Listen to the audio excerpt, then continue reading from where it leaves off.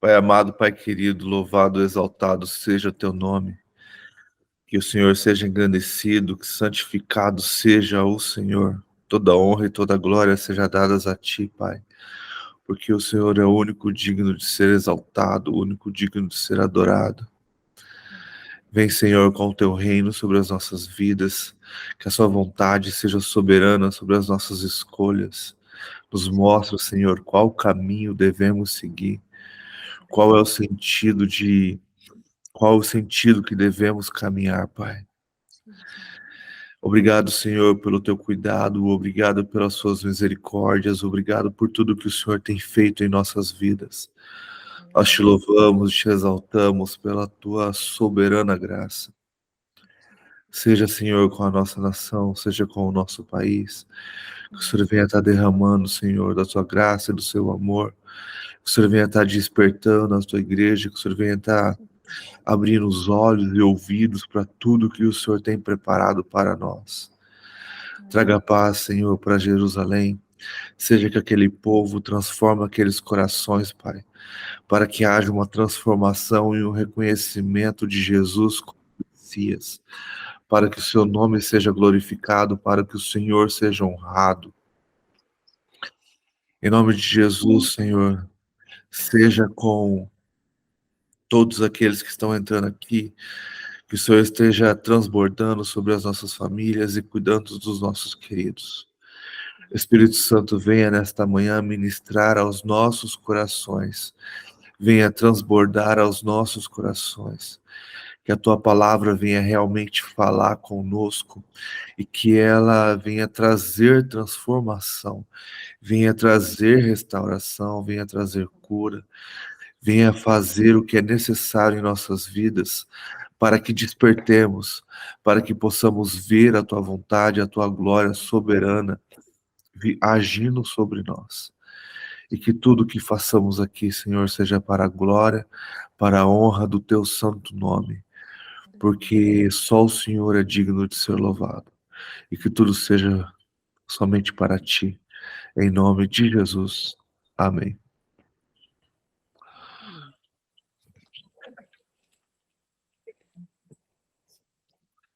Mas ele mudou mesmo, Neide. Ele aparece assim, ó, alguém quer entrar, você tem que clicar, ver quem é, depois entrar. Ele não aparece, antes aparecia em cima assim, ó, só permitir. Só para complicar a vida dos outros. Bom dia, Beth. Bom dia a todos. Marisa, a gente está lendo Ezequiel, capítulo 36. Profecia para os montes de Israel. Filho do homem, profetize para os montes de Israel e diga: montes de Israel, ouçam a palavra do Senhor. Assim diz o Senhor Deus: os inimigos disseram a respeito de vocês: bem feito. E também os eternos lugares altos são nossa herança. Por isso, profetize e diga: assim diz o Senhor Deus. Digo que eles os assolarão e procurarão abocanhar de todos os lados, para que você se tornasse propriedade do resto das nações e fosse alvo de falatório e difamação entre os povos. Por isso, ó montes de Israel, ouçam a palavra do Senhor Deus. Assim diz o Senhor Deus aos montes e às colinas, aos desfiladeiros e aos vales, aos lugares desertos e desolados e às cidades abandonadas, que se tornaram rapina e motivo de zombaria para o resto das nações vizinhas. Portanto, assim diz o Senhor Deus: certamente, no fogo do meu zelo, falei contra o resto das nações e contra todo o Edom. Eles se apropriaram da minha terra com alegria de todo o coração e com profundo desprezo para desprová-los e saqueá-los. Portanto, profetize a respeito da terra de Israel e diga aos montes e às colinas, aos desfiladeiros e aos vales, Assim diz o Senhor Deus: eis que falo no meu zelo e no meu furor, porque vocês tiveram de suportar a zombaria das nações. Portanto, assim diz o Senhor Deus: juro que as nações que estão ao redor de vocês também serão motivo de zombaria. Quanto a vocês, montes de Israel, vocês produzirão os seus ramos e darão os seus frutos para o meu povo de Israel, o qual estão prestes a vir, porque eis que estou ao lado de vocês. Eu me voltarei para vocês, e vocês serão lavrados e semeados. Multiplicarei pessoas sobre vocês, toda a casa de Israel, sim, toda ela. As cidades serão habitadas e as ruínas serão reconstruídas. Multiplicarei pessoas e animais sobre vocês. Eles se multiplicarão e serão fecundos.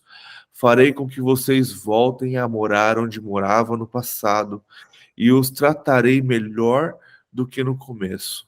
Então vocês saberão que eu sou o Senhor.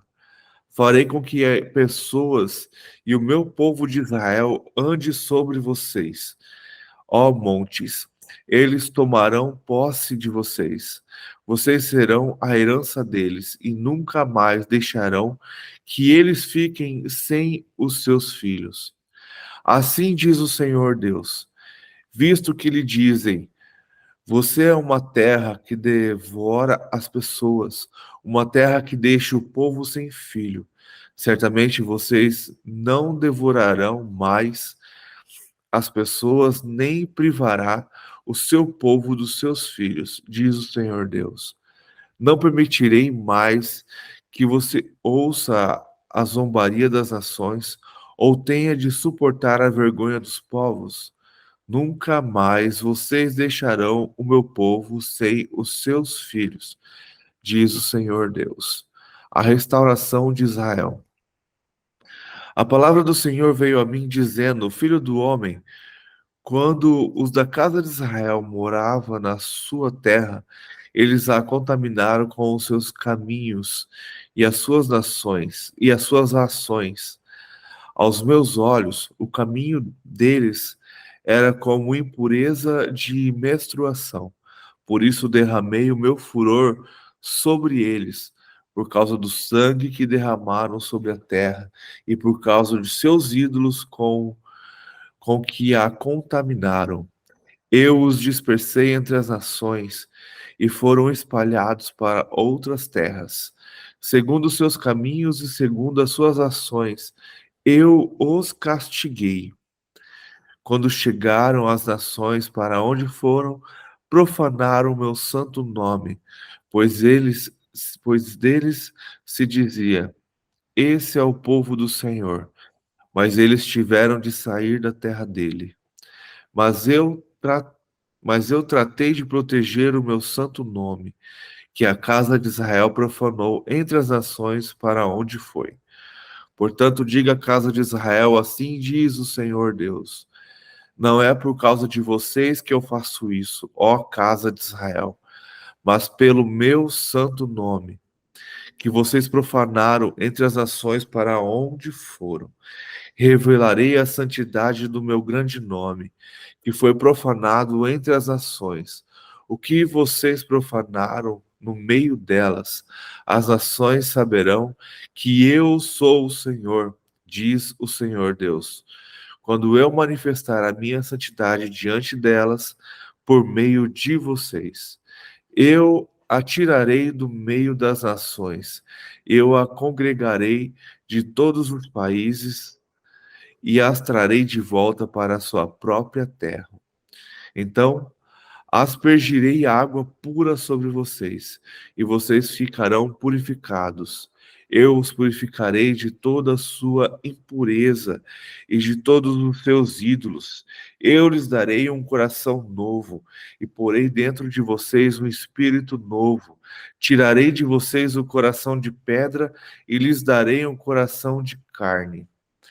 Porei dentro de vocês o meu espírito. Deixa eu marcar aqui. Porei dentro de vocês o meu espírito e farei com que ande nos meus estatutos, guardem e observem os meus juízos. Vocês habitarão na terra que eu dei aos seus pais. Vocês serão o meu povo e eu serei o seu Deus. Eu os livrarei de todas as suas impurezas.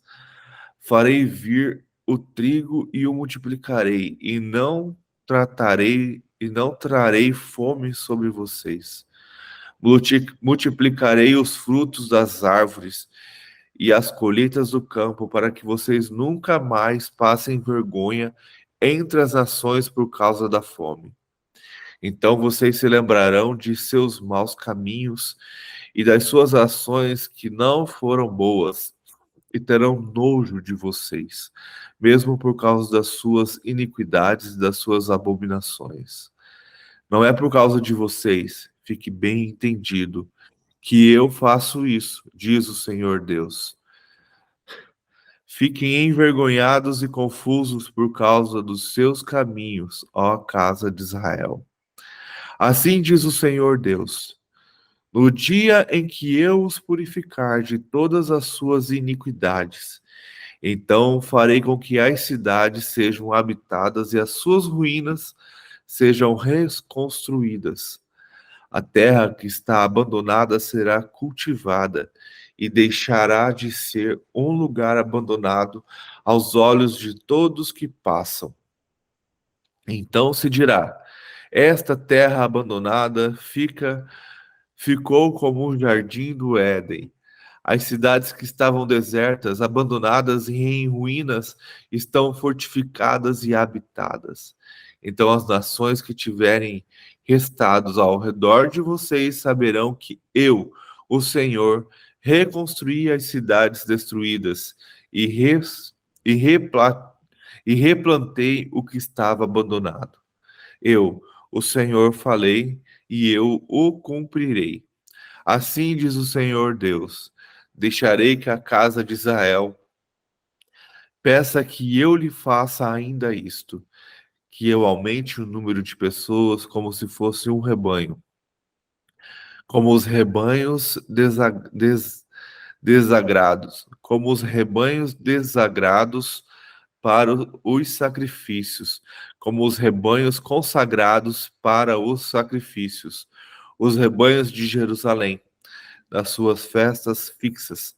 Assim, as cidades desertas se encherão de rebanhos de pessoas, e eles saberão que eu sou o Senhor.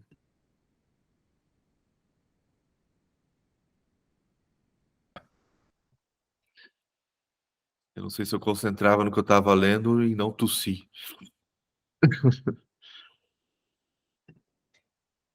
Então Deus está falando aqui, né, que ele vai restaurar, mesmo depois de ter destruído toda Israel, ele vai restaurá-la, né? E de novo ele fala sobre: tirarei de vocês o coração de pedra e lhes darei um coração de carne. E porei dentro de vocês o meu espírito e farei com que ande nos meus estatutos, guardem e observem os meus juízos. Coisa linda, né? Eu volto a dizer, eu vejo duas coisas, né? Eu consigo ver, na verdade, essa aí dá para ver até três ideias, porque eu consigo imaginar aquele povo cativo, né? Doido para voltar. Eu vejo um povo que foi, depois dos anos 70 espalhados por todas as nações, e em 1948 voltou também para lá. E eu vejo um povo que de novo será espalhado, porque será perseguido, e voltará de novo para suas terras. E nessa terceira parte eu vejo mais forte, porque aí então o meu espírito, aí então Deus colocará o espírito dele dentro dos povos. A gente tem a noção de que só recebemos o Espírito do Senhor quando aceitamos Jesus como o nosso Salvador, né? E aí ele continua, né? E vocês serão o meu povo, e eu serei o seu Deus. E eu os livrarei de todas as suas impurezas. É muito interessante. Tem uma parte aqui também que eu acho muito legal, que o Senhor fala aqui ó, no 32, não é por causa de vocês, fique bem entendido. Aí lá em cima, em algum lugar, ele fala assim que eu não faço isso por vocês, eu faço por honra do meu nome, para que o meu nome não seja envergonhado. Então, todos os povos em volta sabia que Israel adorava um Deus único, um Deus invisível, né? E que caiu nessa idolatria e esse Deus acabou os abandonando, né? E aí Deus traz Israel de volta para mostrar que não, que ele está ali para a honra do nome dele, né? E eu vejo isso tá começando a acontecer de novo. Os povos zombando, Israel sendo atacada, e aí eu posso voltar também para a igreja do Senhor, como ela está sendo atacada, sendo difamada. Cadê o seu Deus? Cadê a promiscuidade, a iniquidade está crescendo, as abominações estão crescendo, e cadê? Não vai fazer nada? E aí cabe a nós, como muitos, se levantar, né? Como um atalaia, como a gente leu anteriormente. E, e falou-se muito essa semana de uma situação que aconteceu domingo, e é uma coisa bem interessante, que eu tô tentando lembrar a frase que foi dita, mas tipo assim, precisamos aprender a preservar o nome do Senhor e lutar por ele, e não quando a gente ouve alguém difamando e ficar quieto, né? E aí ele continua aqui no 35, que é o que me coloca mais ainda para frente, né, com a volta e a restauração de tudo quando Jesus voltar.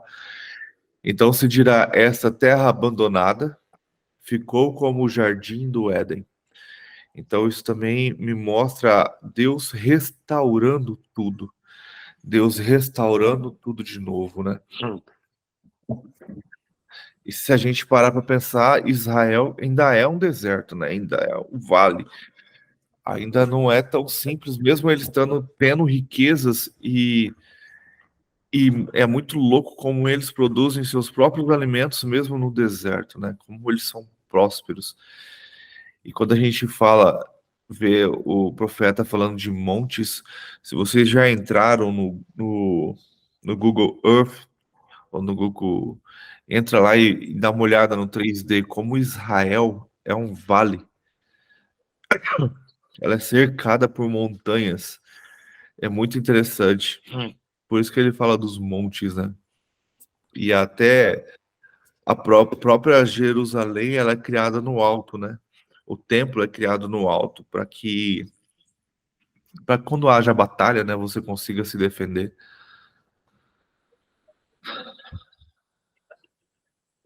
Muito bom.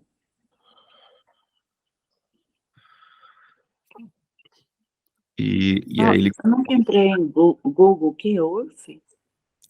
aquele Google da Terra, é Google Terra, é Google Earth, Earth, né, que é terra em inglês.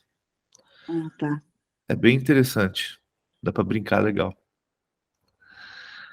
Mas ele mostra 3D, ele mostra foto, ele mostra um monte de coisa. É bem legal quando você quer pesquisar alguma coisa. Uhum. E ali no 37 ele fala, né? Deixarei que a casa de Israel peça que eu lhes faça ainda isto, e que eu aumente o número de pessoas como se fosse um rebanho. Eu tenho para mim há algum tempo que a soberania de Deus ela está vinculada com os nossos desejos. Lógico, ele também cuida das coisas, né? Faz o sobrenatural dele. Mas quando você começa a pesquisar e estudar verdadeiramente a Bíblia, você começa a perceber que toda vez que o povo clama ao Senhor, ele faz. Toda vez que o povo inclina o seu coração ao Senhor, ele faz. E toda vez que o povo afasta do Senhor, afasta seu coração do Senhor, o desejo do homem e a vontade da carne do homem prevalece. E eu tiro isso lá de Gênesis 1:26, quando Deus colocou sobre o homem o governo e o domínio da terra. Então ele é como um rei que criou um decreto soberano, ele fica esperando o povo que ele colocou como governo pedir por socorro, clamar a sua voz, pedir por ele para que ele ajude. Então aí ele vem com o seu poder e soberania. E aí, eu falando isso, eu lembro lá de Apocalipse 5:8, quando fala que a oração do justo se torna em incenso e ela está sendo guardada dentro de um cálice de ouro. Então, todas as nossas orações são ouvidas e estão sendo guardadas. E aquelas que a gente acha que não vai ser cumprida, que não é ouvida, então a intercessão, a oração está servindo de incenso. E esse incenso é o combustível para o derramar da ira do Senhor, que está em Apocalipse 8:5, quando o anjo pega o incensário, passa nas chamas do altar e joga na terra. Então precisamos continuar sempre clamando e intercedendo para que Deus venha, para que Deus restaure, para que Deus cure, para que Deus transforme todas as nações, todo o povo, tudo que é dele. Para que assim possamos viver de novo como se fosse no jardim, viver de novo como só o Senhor, sem as dores que nós mesmos causamos. É tão gratificante saber que naqueles momentos de dor, quando a gente ora e pensa que não está sendo ouvido, né? Saber que elas estão sendo guardadas é tão, né? Muito bom.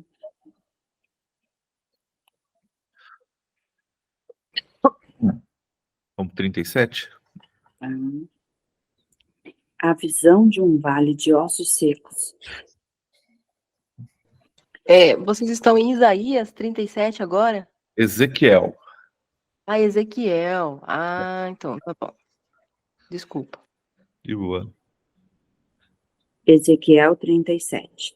A visão de um vale de ossos secos. Veio sobre mim a mão do Senhor, e ele me levou pelo Espírito do Senhor, e me deixou no meio de um vale, e estava cheio de ossos. Ele me fez andar ao redor deles, e eu pude ver que eram muito numerosos na superfície do vale, e estavam sequíssimos. Então me perguntou: filho do homem, será que estes ossos podem reviver? Respondi: Senhor Deus, tu sabes. Então ele me disse: profetize para esses ossos e diga-lhes: ossos secos, ouçam a palavra do Senhor. Assim diz o Senhor Deus a esses ossos: eis que farei entrar em vocês o Espírito, e vocês viverão. Porei tendões sobre vocês, farei crescer carne sobre vocês, e os cobrirei de pele. Porei em vocês o Espírito, e vocês viverão. Então vocês saberão que eu sou o Senhor. Então profetizei como me havia sido ordenado. Enquanto eu profetizava, houve um ruído, um barulho de ossos que batia contra ossos, que se ajuntavam, cada osso ao seu osso. Olhei e eis que apareceram tendões sobre os ossos, cresceram as carnes e eles se cobriram de pele, mas não havia neles o espírito. Então ele me disse: profetize ao espírito, profetize, filho do homem, e diga ao espírito: assim diz o Senhor Deus: venha dos quatro ventos, ó Espírito, e sopre sobre estes mortos, para que vivam. Profetizei como ele me havia ordenado. O Espírito entrou neles, e eles viveram, e se puseram em pé. formavam um exército, um enorme exército. Então ele me disse: filho do homem, esses ossos são toda a casa de Israel. Eis que dizem: os nossos ossos estão secos, perdemos a nossa esperança, fomos exterminados. Portanto, profetize e diga-lhes: assim diz o Senhor Deus: eis que abrirei as sepulturas de vocês e os farei sair delas, ó povo meu, e os levarei de volta à terra de Israel.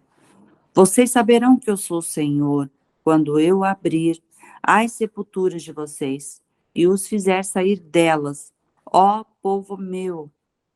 Porei em vocês o meu espírito e vocês viverão, e eu os estabelecerei na sua própria terra, e vocês saberão que eu sou o Senhor. Eu falei e eu cumprirei, diz o Senhor. Éder, então, posso parar aqui um pouquinho? Porque ali já vai falar de outra coisa, né? Aqui, ó, por que ele fala assim: eu abrirei as sepulturas de vocês? Ele fala que ele vai colocar os pecados à mostra, isso? Não, tá? Eu vejo que é o fim. O que a gente ouve Paulo falar sobre o fim e o que a gente ouve sobre João falar sobre o fim? Que os mortos ressuscitarão primeiro. Então, mas eu ainda penso que aqui tem mais outro significado. Qual versículo que é que você tá? Esse aqui, no 12, portanto, profetize e diga: assim diz o Senhor, eis que abrirei as sepulturas de vocês e farei sair delas, ó povo meu, eu os levarei de volta à terra de Israel. Vocês saberão que eu sou o Senhor, quando eu abrir as sepulturas de vocês e os fizer sair delas, ó povo meu. Porei em vocês o meu espírito e vocês viverão. Não sei, aqui para mim, eu compreendo que ele está falando para os mortos de espírito.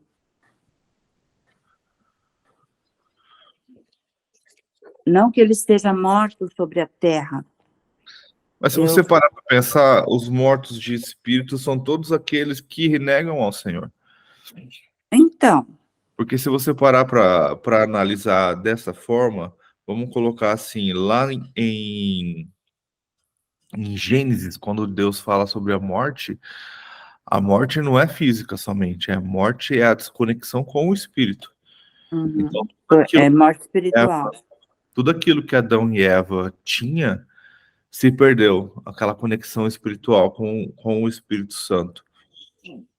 E aí a gente vê essa morte de espírito. Isso aí já existe. E essa restauração há com a volta do Cristo, quando ele disse que eu deixarei o Consolador. Então aqui pode-se haver uma restauração completa que indica terra, cultura, nações como um todo.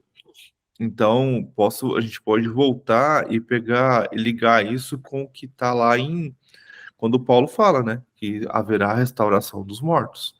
Então mostra ali Deus vai mostrar todo o seu poder e a sua soberania quando ele pegar, essa é a minha visão, tá?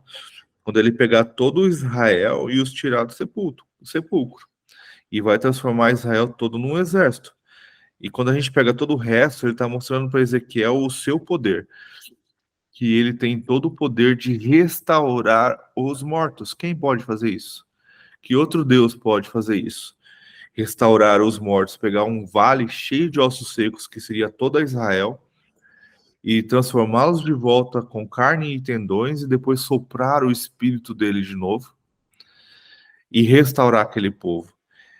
Eu vejo, quando a gente vê a ressurreição de Jesus, agora não vou lembrar em qual dos evangelhos, mas diz que quando Jesus ressuscitou, outros mortos em Jerusalém também ressuscitaram.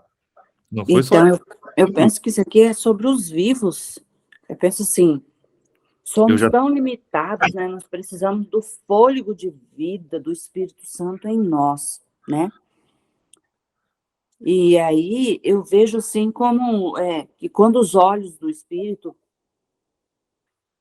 quando eu olho com os olhos do Espírito, para mim e para o meu semelhante, nós podemos ver com os olhos de Deus, né? Quando eu vejo com os olhos do Espírito. E com os olhos, agora com os olhos humanos, eu só posso ver pele e ossos secos.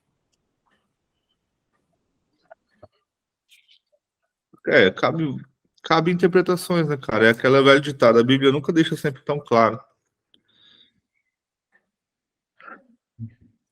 Por isso que E comigo fala em relação que não existe nada impossível para o Senhor quando abrimos a boca e profetizamos e declaramos. Não existe uma situação, não existe com o poder do nome dele que nós possamos declarar, precisamos declarar, né? Profetize, ele está dizendo, fale. Lá no 36, eu também me chamou a atenção essa parte, profetiza, Marisa, fala o que você quer ver, invoca o nome do Senhor, fala, né? Dê um nome para esse monte e ele vai cair. Então, eu falo muito comigo em questão disso. Então, não tem um osso seco que vai ficar seco, não existe alguém que esteja no vale e que não vai sair desse vale se nós começarmos a declarar, falar a palavra. Existe um poder muito grande nas nossas palavras, na nossa profecia, né? Até mesmo quando nós falamos para alguém, nós encontramos alguém e nós falamos, né? Eu profetizo na sua vida um dia maravilhoso, eu profetizo. Então, essa palavra profetizar, eu vejo que ela levanta, ela é para nós, né? Nós filhos, eu falo. Então, existe um poder sobrenatural sobre a nossa voz, sobre a nossa declaração. eu compreendo dessa forma também.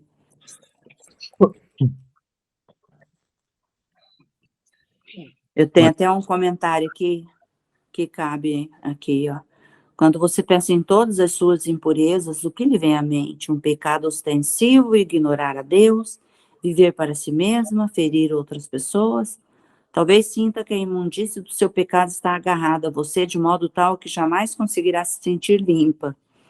A boa notícia é que você pode ser purificada. Ao chegar-se a Deus, Ele a purificará de todo o seu pecado e tornará 100% puro. Alguém novíssimo e sem defeito aos olhos de Deus. E Ele dará um novo coração e a tornará uma nova pessoa. E isso deve lhe dar um novo desejo de segui-lo. Então, eu vejo os nossos ser como uma pessoa sem Cristo, sem o Espírito Santo. Eu não sei Sim, se... ali no 9 também ele fala assim, ó, então o Eterno me ordenou, né, o Senhor ordenou, Ezequiel, profetiza agora ao Espírito, profetiza, ó filho do homem, olha o poder. Então, ele disse, fala, abra sua boca, e ele continua, invoca o sopro da vida, dizendo, assim diz o Senhor Deus, o Espírito vem dos quatro ventos e assopra sobre este morto, estes mortos, para que vivam. Meu Deus, que maravilha, glória a Deus. Amém.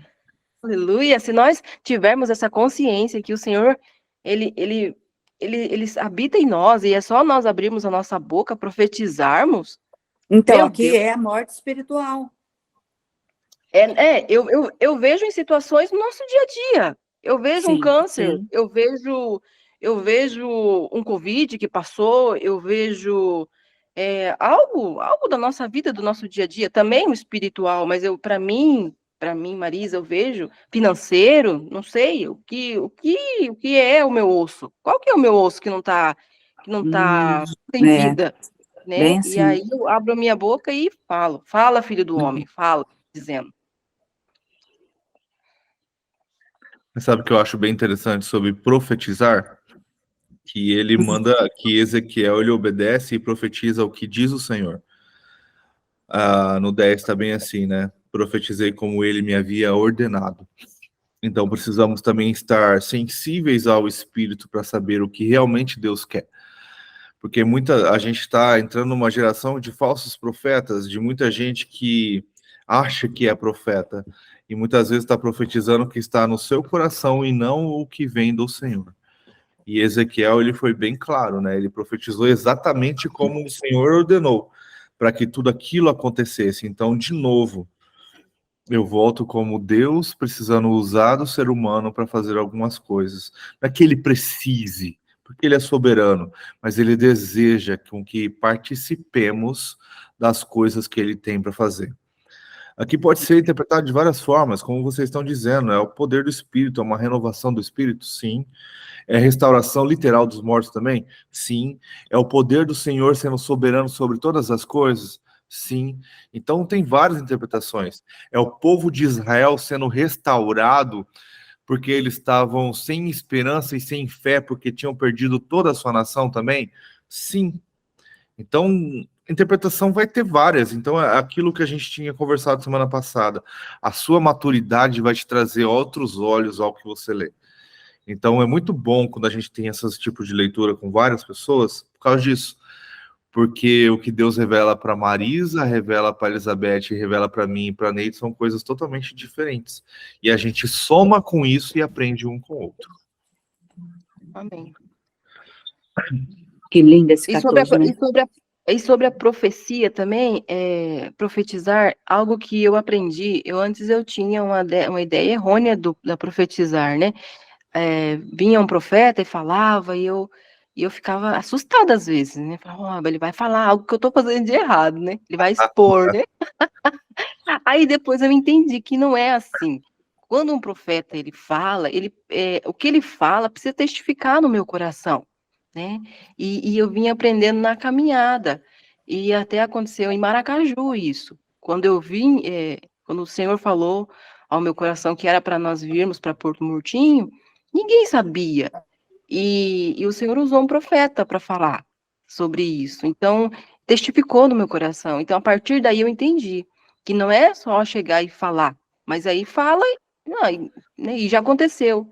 Chegou, falou para mim, daí eu disse, mas eu não, isso que o senhor fala Não testifica. não testifica no meu coração, né? Por quê? Porque não é para mim. Eu vejo Sim, dessa forma a profecia também. Não sei se eu estou tá não. errado. Não estou? Lá em Paulo ele fala que toda profecia tem que ser julgada. Quando Paulo fala sobre profecia, no capítulo 12, 13, 14, ele fala que é necessário que toda profecia seja julgada. Por isso que temos que ficar atentos. Por que você julga a profecia? Porque se ela não fizer nenhum sentido para você, como que você vai aceitá-la? Porque Paulo fala que quando há um profeta, tem que ter outros profetas que julguem também. Então, por isso que a gente fala muito sobre falsos profetas. Porque tem muita gente que vai na alegria e na força do coração e acha que está falando algo, mas toda profecia, ela é bíblica. Tudo tem que ter base bíblica. Por exemplo, se um cara chega, o cara é o profeta, vamos colocar dessa forma, né? Todo mundo fala, igual você falou. Antigamente as pessoas tinham medo de ir em igreja pentecostal porque o profeta ia se levantar e revelar seu pecado para todos. E não é bem assim. Então, se o cara é o profeta e ele chega e profetiza contra os princípios da Bíblia, por exemplo, você tem todo o direito de julgá-lo e falar que ele está errado. Entendeu? Se aquilo não testifica no seu coração e você sente que aquilo não tem nada a ver com o que você tem vivido, você não é obrigado a aceitar aquela profecia, porque às vezes é só uma profetada. Entendi.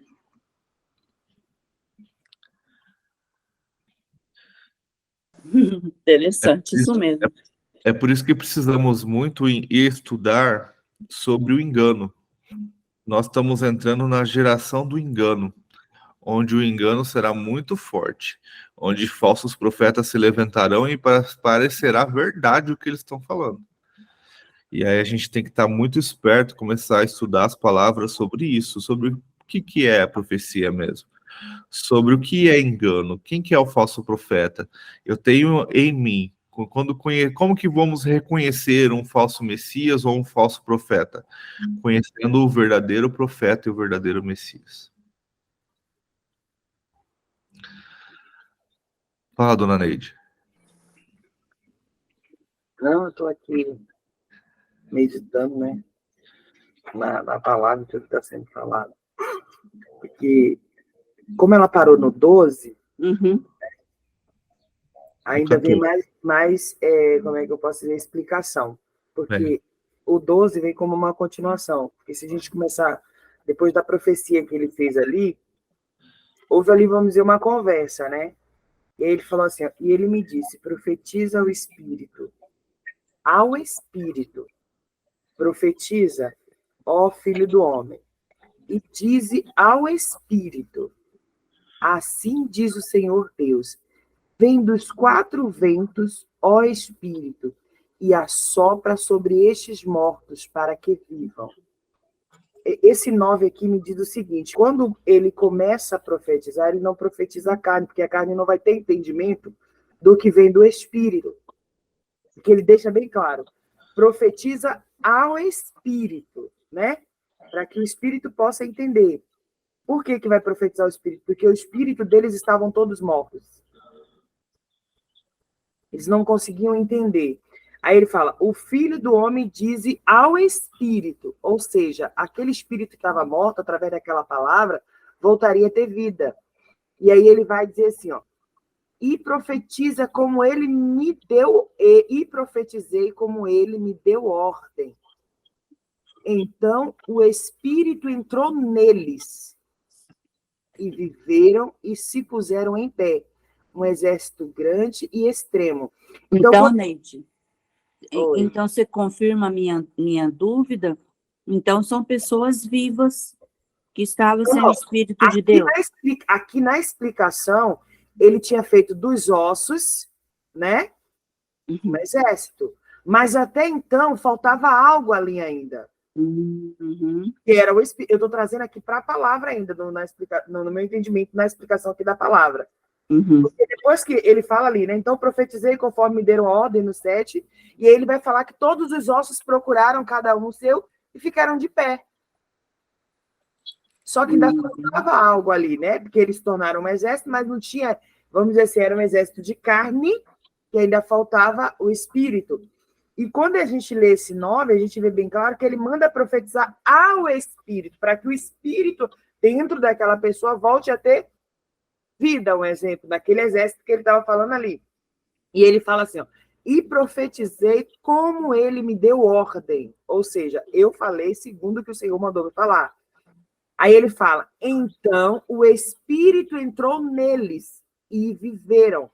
E se puseram em pé um exército grande e extremo. Então, a partir do momento que o profeta profetizou conforme o Senhor falou, o Espírito entrou naquele exército, que era um exército de ossos secos agora, e passaram a ter vida. E aí ele vai falar o seguinte, ó, e então me disse, filho do homem, estes ossos são toda a casa de Israel.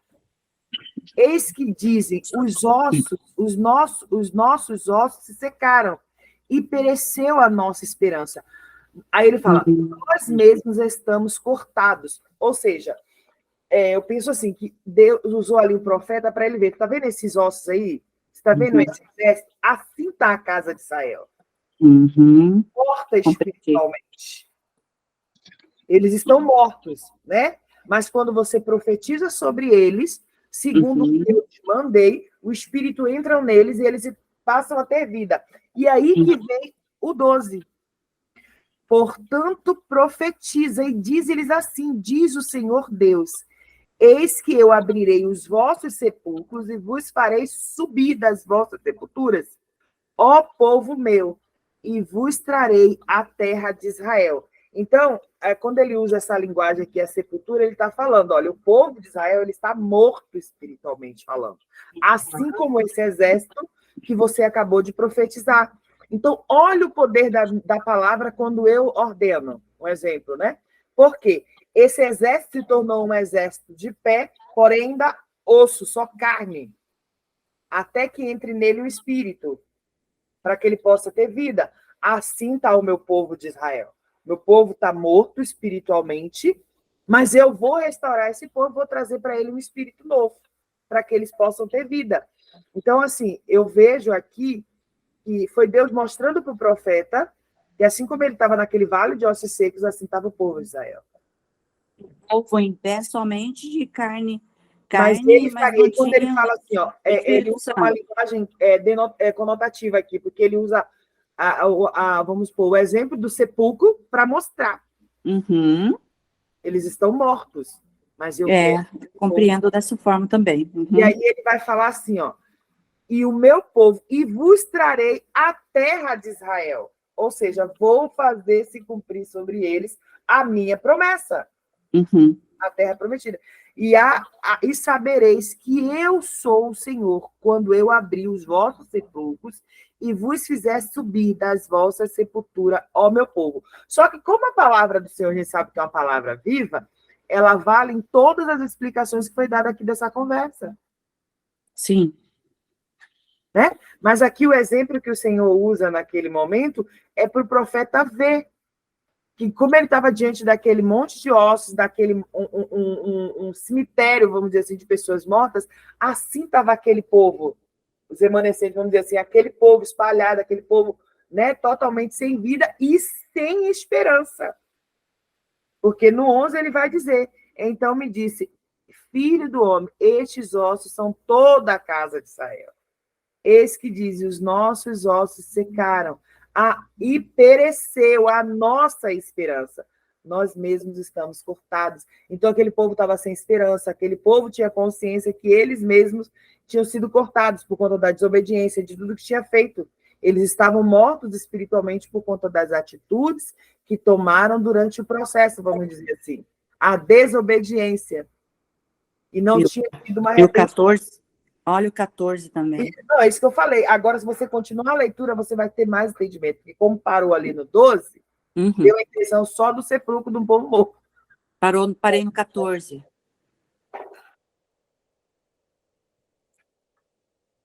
Aí o 14 ainda fala, porém em vocês o meu espírito e vocês viverão. Vocês. Na minha, todas as vezes, no 9, quando ele se refere à palavra espírito, ele se refere com letra minúscula. Mas quando a gente chega aqui, ó. Na minha tá maiúscula. Então, na minha tá minúscula. Só que quando chega no aqui 14 tá maiúscula. No 14 já entra maiúscula. Tá. E porém em vós o meu espírito. Olha a diferença. Sim. Com letra maiúscula. E vivereis. Até então ele falou do espírito, profetiza o espírito daquele ali, é o espírito morto, com letra minúscula. Sim. Quando ele chega no 14, porém em vós o meu espírito e vivereis. E vos porei na vossa terra. E sabereis que eu, o Senhor, disse isto e o fiz, diz o Senhor. Então, quando chega aqui no 14, ele já fala que o espírito que vai entrar naquele povo vai ser diferente do que o que está lá dentro daquele povo. Sim. Porque agora vai ser o espírito do Senhor, mas que fique consciente que foi o Senhor que ordenou, foi o Senhor que profetizou, o profeta só foi o vaso. Maravilha. Essa é a minha compreensão também. Mas também vale, no meu entendimento, o dia de hoje, que foi falado no início do seu Éder, né, também. Porque aqui a palavra do Senhor ela é viva. A cada momento que você lê, você vai ter um outro discernimento. Eu estou trazendo aqui, no meu entendimento, a interpretação do momento que o profeta está vivendo ali. Sim. Nos dias de hoje pode ser diferente? Não. Tem muitas pessoas que estão assim, tem nomes de que vivem, mas está morto, espiritualmente falando. Mesmo dentro da igreja. Principalmente, né? Porque os de lá de fora ainda não conhecem. Verdade. Então, lá dentro já conheceram. Pode continuar? O 15. Eu não sei se a minha internet está ruim, mas eu não vejo ninguém. Mas vocês estão me ouvindo? Sim. Ok. Reunificação de Judá e Israel. 15. A palavra do Senhor veio a mim dizendo, filho do homem, pegue um pedaço de madeira e escreva nele o seguinte, de Judá e dos filhos de Israel, seus companheiros. Depois pegue outro pedaço de madeira e escreva nele, de José, pedaço de madeira de Efraim, e de toda a casa de Israel, seus companheiros. Junte os pedaços de madeira um ao outro, faça deles um só pedaço, para que se tornem apenas um na sua mão. Quando os filhos do seu povo perguntarem, você não vai explicar o que significa isso? Responda, assim diz o Senhor Deus, eis que eu pegarei o pedaço de madeira de José, que está na mão de Efraim, e das tribos de Israel, suas companheiras, e os ajuntarei ao pedaço de Judá, e farei deles um só pedaço, e se tornarão apenas um na minha mão. Os pedaços de madeiras em que você escreveu devem ficar na sua mão, para que o povo os veja. Então diga-lhes, assim diz o Senhor Deus, eis que eu tirarei os filhos de Israel do meio das nações, para onde eles foram, e os congregarei de todos os lados ao redor, e os levarei para sua própria terra. Farei deles uma só nação na terra, nos montes de Israel, e um só rei será rei de todos eles. Nunca mais serão duas nações, nunca mais se dividirão em dois reinos. Nunca mais se contaminarão com os seus ídolos, nem com as suas abominações, nem com qualquer das suas transgressões. Eu os livrarei de todas as suas apostasias em que pecaram e os purifiquei. Assim eles serão o meu povo, e eu serei o seu Deus. O meu servo Davi reinará sobre eles, e todos eles terão um só pastor. Andarão nos meus juízos, guardarão os meus estatutos e os observarão. Habitarão na terra que dei ao meu servo Jacó, na qual os pais de vocês habitaram. Habitarão nela, eles e os seus filhos, e os filhos dos seus filhos, para sempre. E Davi, meu servo, será o príncipe deles para sempre. Farei com eles uma aliança de paz, será uma aliança eterna. Eu os estabelecerei, os multiplicarei, e porei o meu santuário no meio deles para sempre. O meu tabernáculo estará com eles. Eu serei o seu Deus, e eles serão o meu povo. As nações saberão que eu sou o Senhor, que santifico Israel, quando o meu santuário estiver no meio deles para sempre. Amém.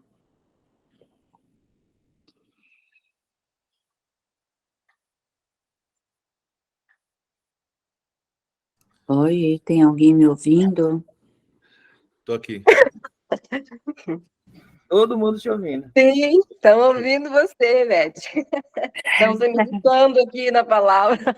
Amém. O que vem aqui para mim, no meu coração, quando fala de reinos divididos, né? Quando fala de divisão, eu vou falar algo que fala comigo, que é casamento, né?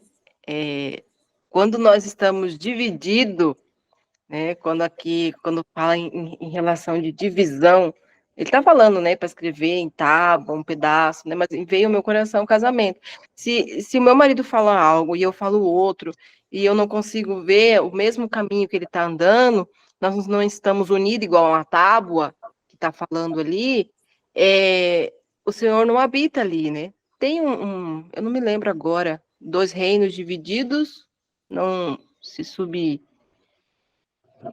É isso, Éder? Você conhece esse versículo? Dois reinos divididos, um reino dividido não se subsiste. Isso, é. Então, quando eu estava lendo, veio esse versículo no meu coração, sobre o casamento. Quando um casamento ele está dividido, quando um homem e uma mulher não estão, e não tem o Senhor como está falando também ali, ele não subsiste, ele não existe, ele quebra, ele cai, Por isso que eu creio que tem muita separação também. E para mim é a continuação, né? Depois que ele colocou o espírito nos ossos secos, né? Aí ele vai unir as pessoas ali, as nações, os pedaços de madeira, né? Porque eles já tá dando vida a tudo, isso que eu compreendo. Sim, sim. No caso, o casamento, para mim. Vejo aqui também um exemplo que ele dá, né? Das duas, vamos dizer assim, as duas cidades, quando ele fala os exemplos aqui, né? Assim diz Deus que tomarei a vara de José, que esteve na mão de Efraim e das tribos de Israel, Ele está falando, vamos supor, das duas nações, vamos dizer, que seria Judá e Israel. Quando ele faz a ilusão da tábua, ele quis dizer o seguinte: eu vou unir para que eles tenham só um, como ele fala lá, pastor, o bom pastor, até um só pastor, um só rei. Aí ele está se referindo a quem? Ao Senhor Jesus. Entendi. Né? Porque ele fala, ele dá esse exemplo dos dois, mas que se tornarão só um e só terá só um Senhor. Só um.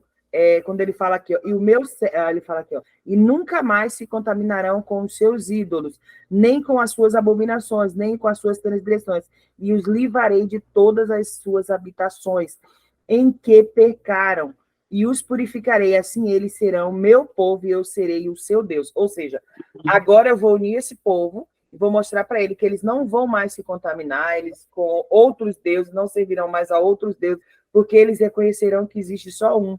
E ele fala: o meu servo Davi será rei sobre eles, e todos eles terão um só Deus, e andarão nos meus juízos, e guardarão os meus estatutos, e observarão.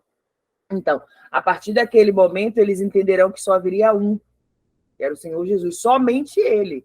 Não tinha mais que adorar. 22. Oi? O 22. No 22, né?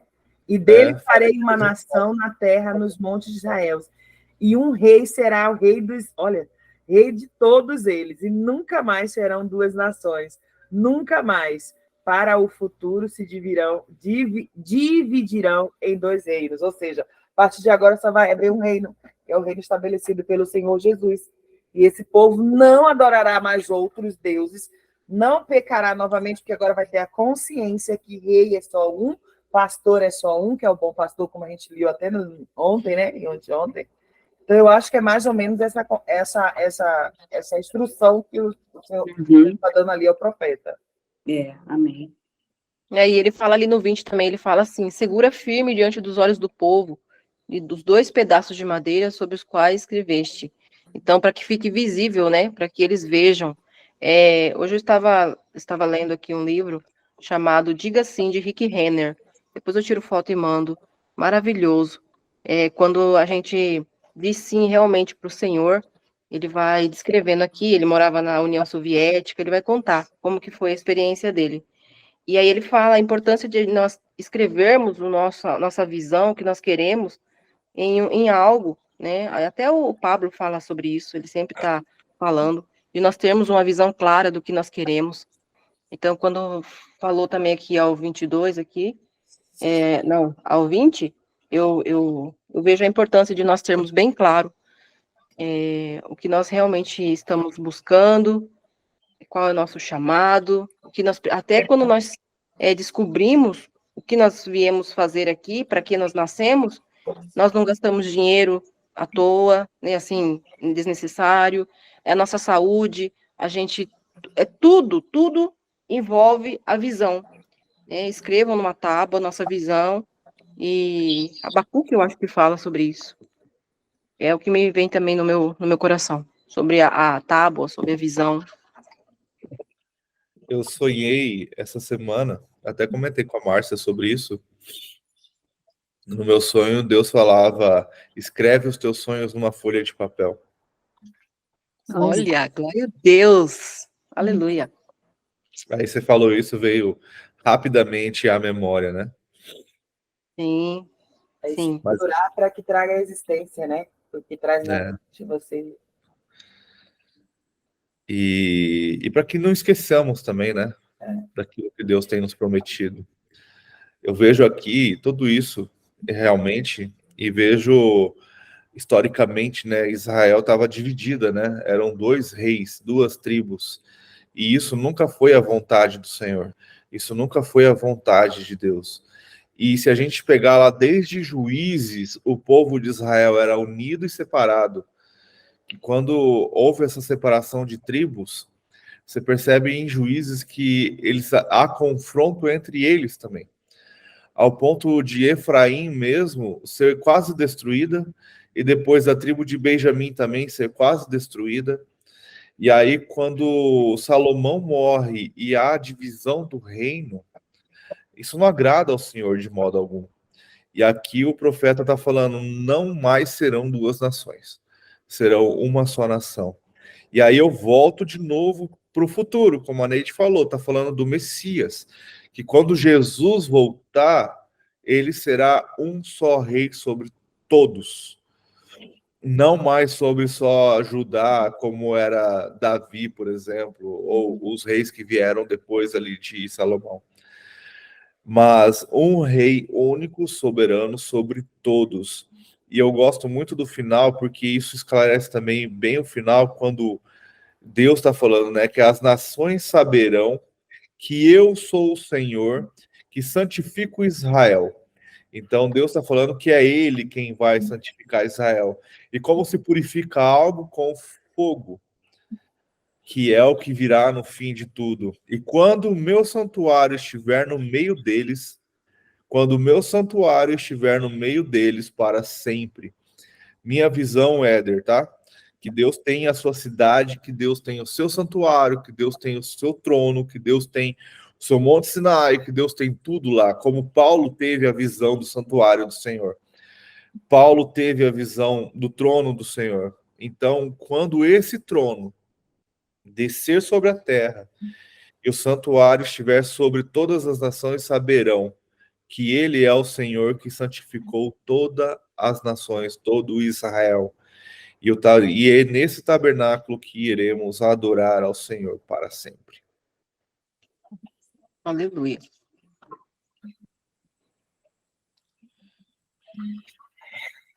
Amém. Fechou, gente? Fechou. Eu acho muito massa que eu tenho estudado e pensado muito sobre amadurecimento, né? Só para dar um adendo. Você imagina uma pessoa sem base nenhuma bíblica estudando e lendo Ezequiel, e ele fala assim: meu servo Davi reinará sobre eles. Eu falo, mas ele morreu? Quer dizer que quando os ossos secos forem restaurados, então Davi será ressuscitado e ele voltará a reinar. Olha que legal. Olha, mas eu já ouvi sobre isso, hein? Nossa, fiquei olhando assim, falei, ai, ai, ai. Na verdade, esses últimos versículos aqui, do 25, 28 e até 28, a gente vê aqui a promessa de uma nova aliança, né? Uhum. Uma nova aliança que será estabelecida, ou vamos dizer assim, que foi estabelecida com a morte do Senhor Jesus, né? Vamos dizer assim. Porque quando ele fala que haverá só um Deus, né? Um só pastor, né? Ou seja, eu vou estabelecer uma aliança nova. O que a Marisa falou está em Mateus 12, 25. Todo reino dividido contra si mesmo será arruinado, e toda cidade ou casa dividida contra si mesma será subsistirá. Meu Deus, subsistirá. Não subsistirá. Mateus. 12, 25. Amém. Ou seja, não tem como permanecer algo de pé se os dois não estiverem em comum acordo, né? Haverá um puxando para um lado, outro puxando para o outro, então não vai permanecer de pé. Me traz à memória uma figurinha de dois burros pastando, né? Um puxa para um lado, outro puxa para o outro e ninguém consegue comer. Quando essas questões a gente fala muito de casamento, é que as pessoas esquecem que no casamento não existe dois. É um só. Se tiver entendimento que é um só, não vai ter a corda puxando para um lado e para o outro. Os dois vão estar puxando do mesmo. Você quer ver minha frustração nessa área de casamento sobre isso? É na parte financeira. Uhum. Se na parte financeira de um relacionamento não entender que todo o dinheiro que entra na casa é dos dois e é para casa e é para eles, ferrou o barraco. Literalmente. Ferrou o barraco. Porque aí vai sempre haver aquela... eu ganho mais que você, então eu posso fazer, você não pode. E aí vai haver discórdia, como a gente acabou de ler, vai haver divisão. Tá dividindo. Você tá dividindo. Em vez de pensar assim, o seu ganho com o meu faz um montante maior para todos nós. Sim. E isso é verídico, porque eu já passei isso. Isso eu senti na pele, né? O Senhor trabalha muito na parte do meu casamento. Eu creio que ele vai usar isso para futuramente. Eu questionava muito ele, mas hoje eu já não questiono mais. Mas antes, sim, eu sempre ganhei mais que meu esposo, né? E eu lembro que agora me recordou que eu estava no banheiro conversando, a gente tava, na verdade, a gente estava discutindo. Aí eu joguei na cara dele, eu falei, você ganha muito pouco, eu ganho tanto, sabe? E nossa vida vivia sempre, o destruidor, o devorador realmente estava agindo ali. Por quê? Porque eu não tinha esse entendimento de Mateus 12:25, né? Glória a Deus que o Senhor teve misericórdia, colocou pessoas, né? A palavra também me despertou muito. Hoje eu vejo que isso realmente que o Éder disse é destruidor, isso destrói um casamento, né? E detalhe, quando a mulher ela ganha mais que o homem, eu vou falar isso para as mulheres, vamos dizer assim, na palavra de Deus, porque muitas lá fora não têm esse entendimento ainda, é da Sim, essência, vamos dizer assim. é verdade. Ela tende a ficar muito na energia masculina, porque ela quer a todo tempo assumir o papel masculino do relacionamento, porque o fato dela ganhar mais desperta dentro dela, aguça dentro dela isso, eu ganho mais que ele, eu posso fazer mais. É como o homem, muitas das vezes, mas na mulher, aí ela começa a ter comportamentos e atitudes no relacionamento que caberia ao homem. Sim, eu Domínio, agia né? dessa forma. Ela fica, Sim. inconscientemente, ela começa a ter essa energia masculina e querer tomar decisões, querer tomar a frente, porque ela está assumindo o papel do homem pelo fato do ganho ser um pouco mais do que o homem. E aí aqui, E as feministas, elas lutam por isso, né, Neide? Elas lutam por isso. aí que começa a divisão no casamento, porque ela senta na cadeira, na cabeceira da mesa, e quer ditar as regras e quer ser o homem da casa, só falta botar a cueca. Tem pessoas que colocam. Exatamente. E aí o que acontece? Muitas das vezes ela espera que o marido tenha uma atitude masculina e ele não tem, porque a essência masculina está nela. E aí porque ela começa a caçar no marido aquele homem, vamos dizer assim, eu vou usar a palavra viril, aquele homem que toma atitudes, decisões, mas ela está todo o tempo tomando essas atitudes, essas decisões, impedindo ele de tomar pelo fato do ganho mais. E aí que começa o embate, porque ela começa a olhar para aquele homem e dizer, putz, mas esse cara não é o cara que eu quero. Um exemplo. Mas porque ela está com a essência do homem que ela quer. E aí a gente vê também, muitas vezes acontece, do homem, para preservar aquele relacionamento, ele se anula. Pega a essência feminina, começa a ser mais caseiro, começa a cuidar mais das coisas de casa, dar mais atenção para os filhos. Cara, é muito complicado quando isso acontece. E é algo que vem muito forte da nossa sociedade. O duro que quando a mulher ela sabe que antes de casar ela sabe que vai ser assim e depois ela quer impor, né? É difícil. Mas a gente está numa geração que já casa dessa forma, Beth. Já casa sabendo que quem vai mandar em casa é a mulher. E de verdade, não é nem com a brincadeira, sabe? Mas não quer mais hoje. A palavra foi totalmente distorcida de uma maneira e tudo que está na Tem mulher Bíblia, que odeia sobre falar em submissão. Ela não compreende o que é isso. entendeu? Sim. Por quê? Não, porque aonde? Que absurdo uma mulher se ao homem. Direitos iguais. Então, Por isso surgiu o feminismo combatendo um monte de coisa. Isso é bem ridículo que eu vou falar, mas são direitos iguais. Vamos ali carregar um saco de cimento juntos. Não, eu concordo com você. É que, na verdade, as pessoas, elas distorcem a palavra submissão. Sim. Eu estou sob a missão do meu marido. Qual que é a missão dele? Eu estou como sob a missão dele. A missão dele, vamos supor, sair para prover as necessidades do lar, da casa. Eu, sobre a missão dele, vou fazer com o lar com que a casa tenha uma organização para que ele tenha paz no lar e na casa.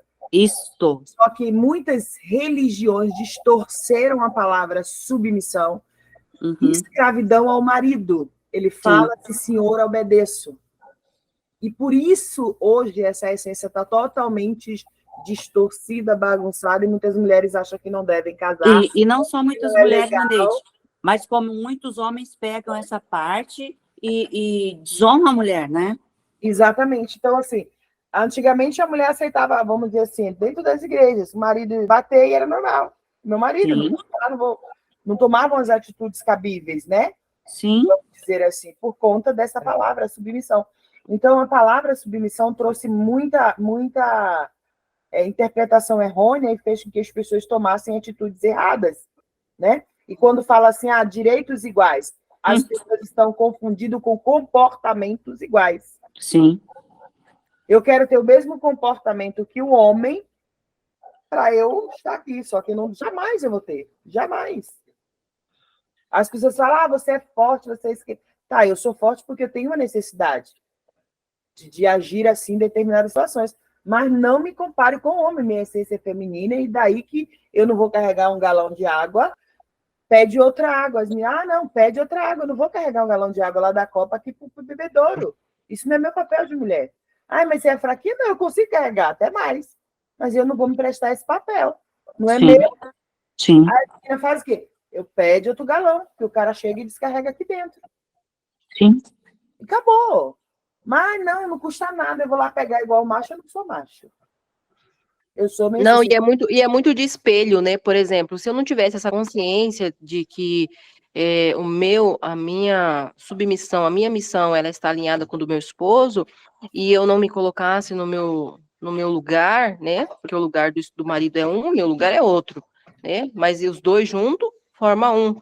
Então, isso, a minha filha, eu tenho uma adolescente e tenho um menino. Então, isso eu passaria para eles. Olha só. Então, muitas coisas também acontecem que o exemplo, né? Como é que eu vejo meu pai na minha casa?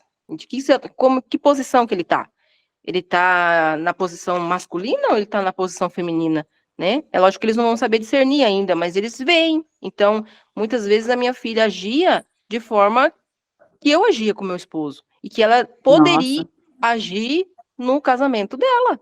Tá Poderia vendo? não. A possibilidade era agir, Consciência. porque o inconsciente armazena e no momento certo usa como defesa. Sim. Exatamente. Sim. Toda a vida eu vi minha mãe, que não, um exemplo, né? Não dizendo que é o caso, que não se submetia ao meu pai. Por que eu vou me submeter a um homem? Uhum.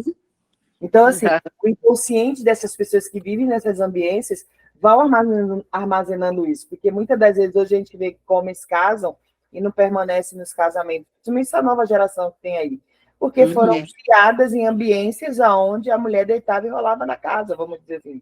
Sim. E os pais, muitas das vezes, tratavam a mãe como se fosse uma qualquer. Uhum. E os filhos armazenam isso e têm, assim, comportamento com namoradas, têm, assim, comportamentos no casamento. Para aí, né? E a primeira atitude não, eu termino e volto para casa da minha mãe. Sim, sim. Pode Então, parar por aí, que eu já vi um esse assunto filme, muito né, Neide? complicado, muito complicado. Eles querem se prevenir, né? É meio que para aí, eu já vi isso, né? Eu Dá um sei onde vai dar. esse assunto.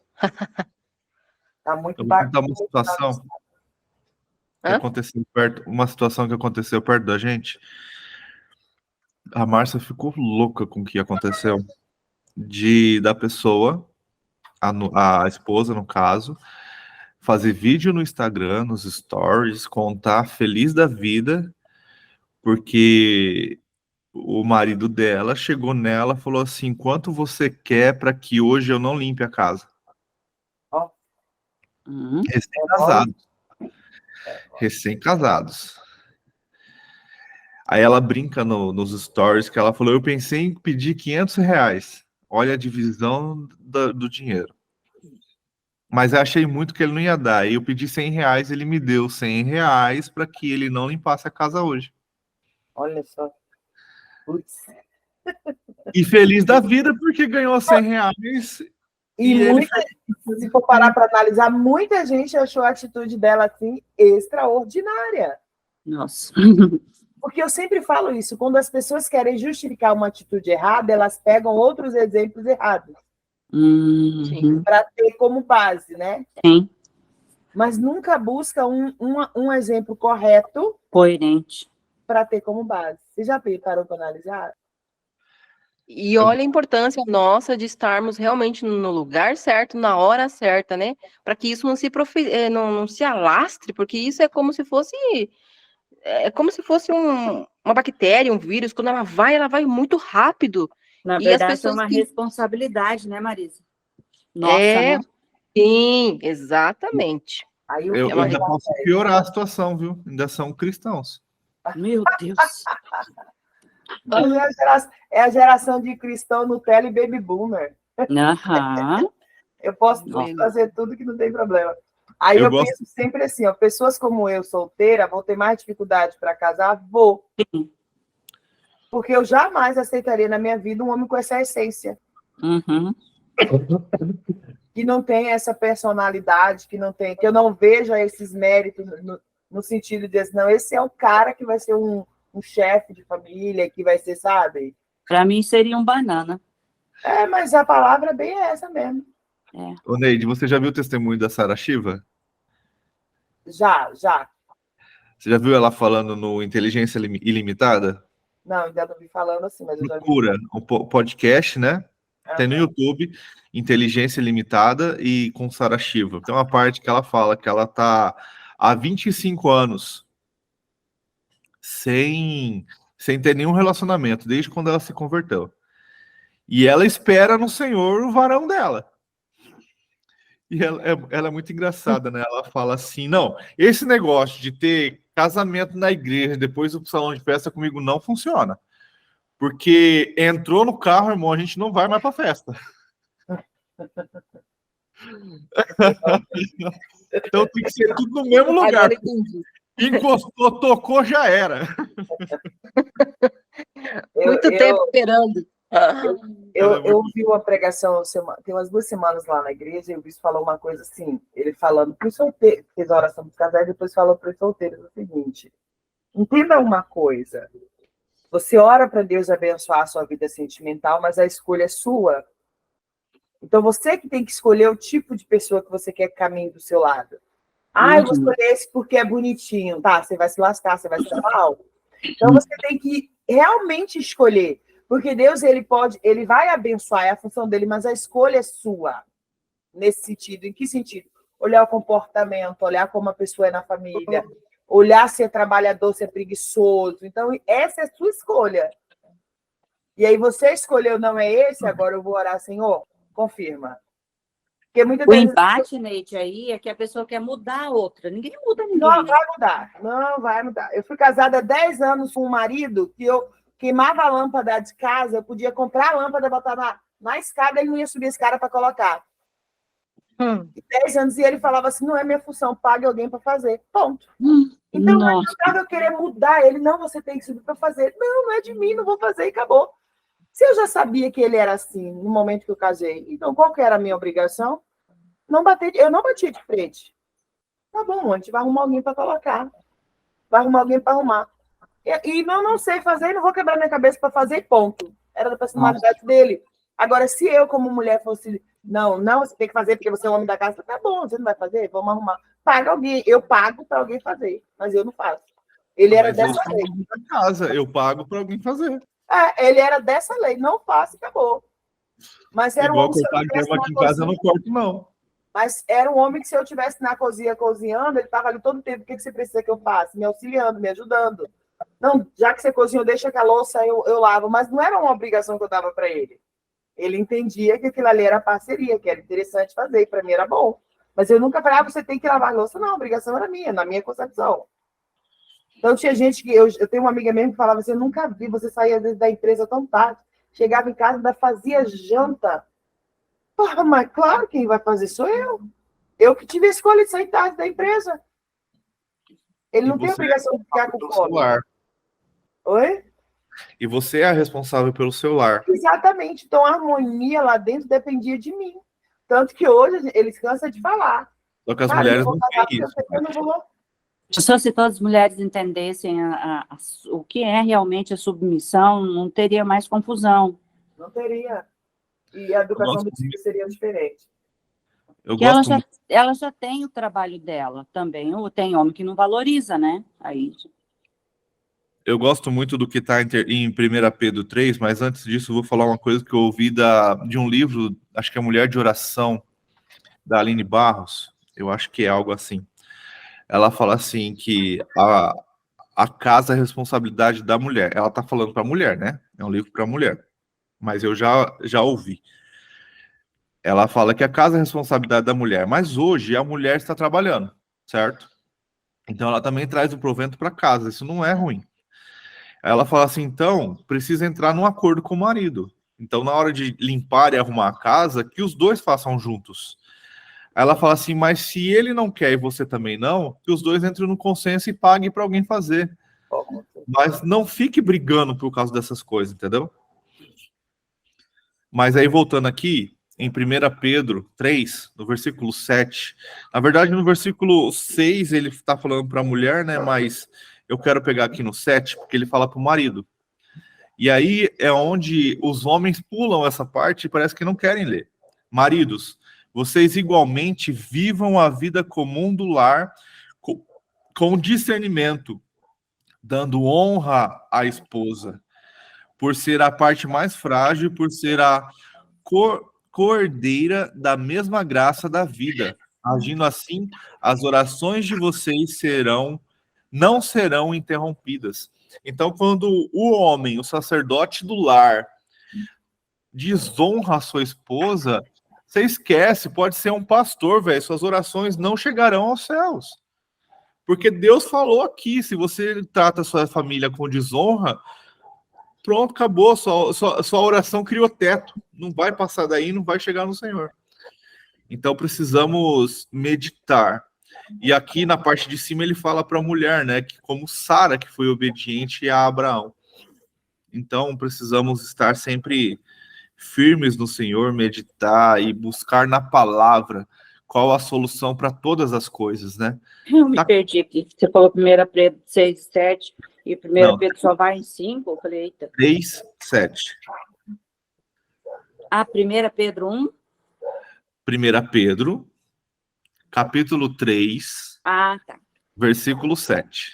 Perfeito. Então, precisamos estar atentos à vontade do Senhor, e só estaremos atentos à vontade do Senhor e conseguiremos escapar dessas armadilhas que o mundo nos traz firmando na palavra. Amém.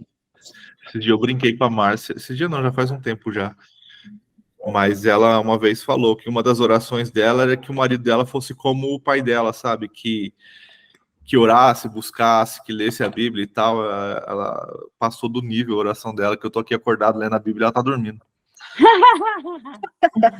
Glória a Deus. Eita, Agora ela Deus descansou, bom, ela Ele tava ouve tão todas as preocupada, nossas ela não orações, dormia, glória a agora está Deus. descansando. Ah, é incenso, Éder, é incenso, você falou. Ontem eu Nós brinquei com minha filha. Nós conversando aqui, eu e meu esposo, né? Ele estava aqui agora há pouco, ele está de folga hoje, aí agora ele saiu. E aí ele falou assim, vamos fazer uma live, né? Você falando da live ali, que a mulher falou, foi tão errônea nas palavras, vamos fazer uma live com casais, e aí vamos conversar, só que ele falou um estudo, ele falou uma conversa, né? Falei, vamos, olha só, né? Ele assistiu a primeira vez, ele está ouvindo, e Deus conversou, já falou no coração dele. Eu creio que é uma semente. Glória a Deus pela vida de vocês. Sabe o que é engraçado que eu ia falar?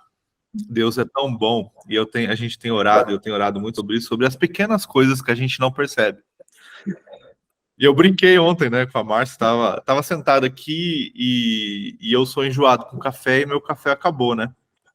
E eu já pedi o café, só que como eu compro pela internet, ele ia chegar só dia 14. E ontem de manhã eu tomei o último 100 ml de café que tinha. E aí era mais 5 horas da tarde, geralmente um horário que eu faço café, que a Márcia chega da escola, a gente toma um café. Aí eu brinquei, sabe, do nada, aquela frase daquele velho no banco. Eu quero café! Do nada, cara, eu soltei essa, né? Aí eu brinquei com a Isabelle, gritou lá do quarto, e eu quero açaí! Cara, sabe o que é Deus fazer os pequenos detalhes? Não deu meia hora bater o palmo aqui em casa, era a entrega do café. Ciência, tudo a fé, imaginação. Parece bobeira, né? Parece, foi coincidência. Beleza, foi. Mas eu parecia uma criança brincando, porque não era algo que eu estava esperando, e eu falei brincando e aconteceu. porque Deus já vai Éder, olha que poderoso, olha que poderoso. Isso você disse brincando. Imagina nós falarmos, né? Dar uma ordenança, uma profecia por um osso seco. Se a gente tendo essa consciência que você teve do café, tipo, eu só falei. Então também, eu só vou falar para aquilo, né? Meu Deus, que poderoso. Nossa, Deus é muito bom. tanto poder nas palavras, né? Nós pensássemos bem sobre isso, a gente não falaria muita coisa. É, Precisamos trilhar a nossa mente para isso, para falar coisas positivas e assertivas, tanto ao nosso como a respeito dos outros. Sim. sim. Porque quando a gente começa a produzir boas palavras, a gente produz uma ambiência boa em nossa volta. Agora, se a gente reclama muito, murmura muito, sabe aquela pessoa que, putz, você carrega uma ambiência ruim, você chega, onde a pessoa chega, ela muda a frequência do lugar por conta do depósito dentro dela, como diz o Fábio, né? Verdade. Nossa. Só fala... Isso é muito bom. Mas ontem a gente conversou muito sobre liderança, pastor e ovelha, né? E aí eu estava conversando com a Márcia uma coisa que eu até comentei com vocês ontem sobre a questão por exemplo, dos que hoje é chamado de desengrejado, né? E eu estava falando para ela algo interessante que, tipo assim, cara, enquanto os líderes estão preocupados de falar que os desengrejados não são cristãos, Deus está tratando e cuidando deles e levantando pessoas para fazer isso. Vou dar um exemplo. A gente fez um evento no final de semana e ele é transformacional. Então a ideia é fazer as pessoas buscarem um evento por causa de empreendedorismo, e isso também é entregue, mas mais de 50% do evento é entregar reino, é entregar a palavra, é haver cura, é haver a transformação das pessoas. Que lindo. E a gente vê isso, sabe? E aí quando você vai apertar a pessoa ela não quer frequentar uma igreja porque lá ela foi ferida. E aí, você deixa essa pessoa no mundo jogada ou você acolhe? Então, eu acredito que Deus tem me dado algo não para fazer dentro de 4 paredes, entendeu? Às vezes a gente fica pensando por que as coisas não acontecem, mas sim uma igreja de 2 pernas, uma igreja igual essa na internet, que as pessoas entram, as pessoas assistem, sem se preocupar com placas, mas sim recebendo e a gente trocando ideia aqui, a gente está cada vez mais aprendendo sobre o reino. E a gente não está preocupado se é da denominação B, da denominação A, se a doutrina é essa, se a doutrina é aquela. A gente está falando do reino, a gente está falando do Espírito do Senhor. E é maravilhoso você começar a ver as transformações das pessoas. Por exemplo, vou dar um exemplo aqui. Uma menina essa semana veio me perguntar sobre o batismo de criança, o que eu pensava. E aí eu expliquei para ela, mais ou menos, e falei da importância de consagrá-lo, de entregá-lo ao Senhor e tal. E aí expliquei por que no catolicismo batizava criança, né? O porquê disso, se eu não me engano, acho que a presbiteriana também faz batismo de criança. Eu Então, achava que você ia falar sobre idade de batismo nas águas. E aí vem toda essa questão, sabe? E eu falei para ela, não, então você precisa consagrá-la, tal, porque ela foi batizada na igreja católica e ela até queria ser batizada de novo, porque para ela o batismo não tinha feito sentido. E é algo que eu falo para minha filha. Ela, eu quero batizar, eu falo, por quê? Ela não sabe falar. Enquanto ela não souber, e eu já expliquei, tá? Não é porque por falta de explicar, não. Mas enquanto ela não souber para mim qual é o significado do batismo, não tem o porquê. Entende? E aí eu expliquei para ela, então, essas pessoas, elas estão sedentas do que Deus tem para elas. Mas elas não querem mais frequentar um local, enquanto elas não forem curadas, elas não vão frequentar um local. E como essas pessoas vão ser curadas se aqueles que feriram não estão nem aí?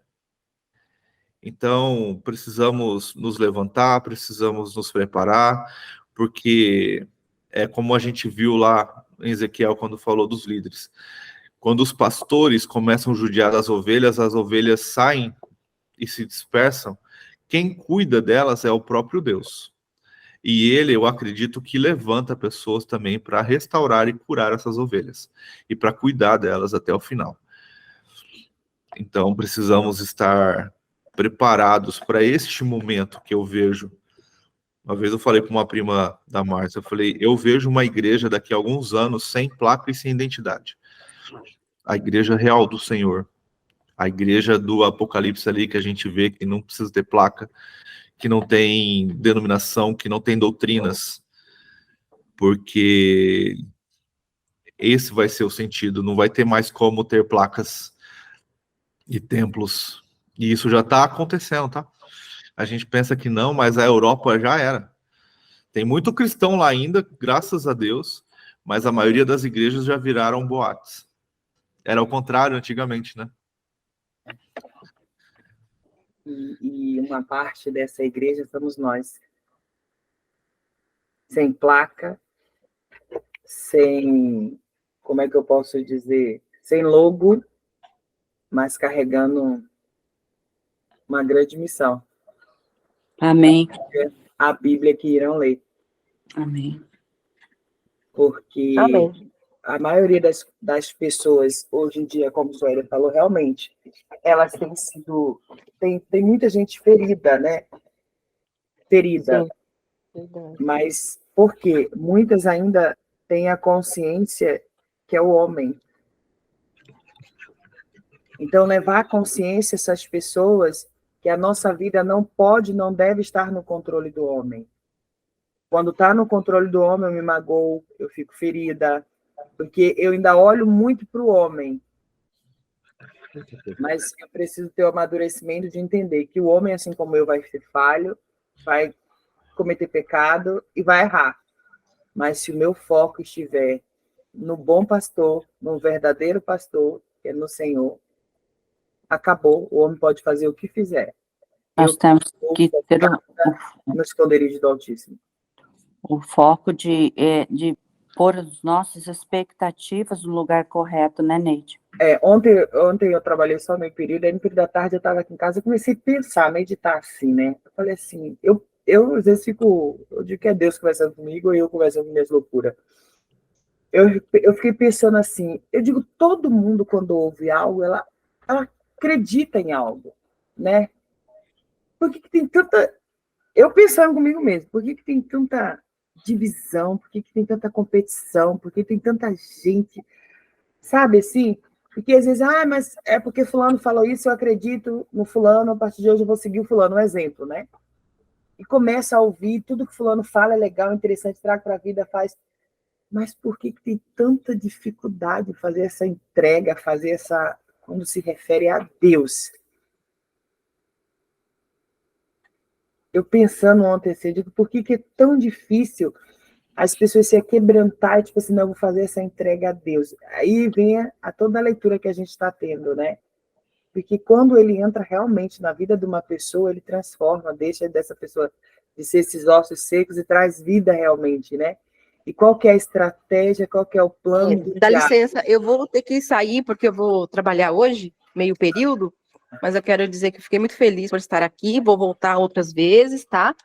E gratidão pela vida de vocês, e eu declaro em nome de Jesus um dia abençoado, amém? Amém. Amém. Eu vou trabalhar Amém. hoje. Um abraço, Deus abençoe. Amém. Eu fiquei pensando assim, né? Por que as pessoas têm tanta dificuldade? Aí veio na minha mente assim, porque o plano de Satanás é esse. É distrair as pessoas, né, com várias coisas, com várias situações, mas menos com aquilo que é o principal. Sim. Que é a aliança com Deus. Então a gente tem uma missão muito grande, né? Eu vejo e tem pegado para mim de verdade que Joel 2 vai se cumprir e está cada vez mais perto, quando vai haver um derramar do Espírito Santo sobre todas as nações.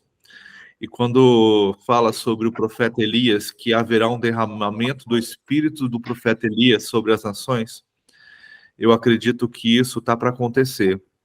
Que quando perguntam sobre João Batista, se ele era o profeta Elias, ele fala que ele tinha o espírito do profeta Elias para profetizar a volta do Messias, a vinda do Messias, né?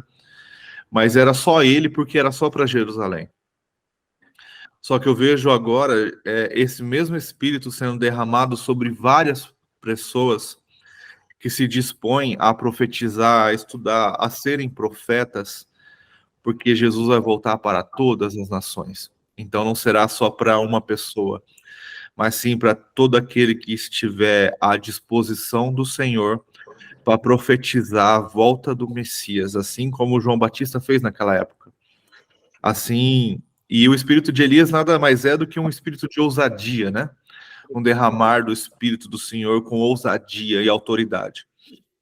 E eu vejo isso começando a acontecer, sabe? Então precisamos buscar e clamar ao Senhor para que estejamos preparados e sejamos usados quando esse derramar do Espírito que está ali em Joel 2 aconteça.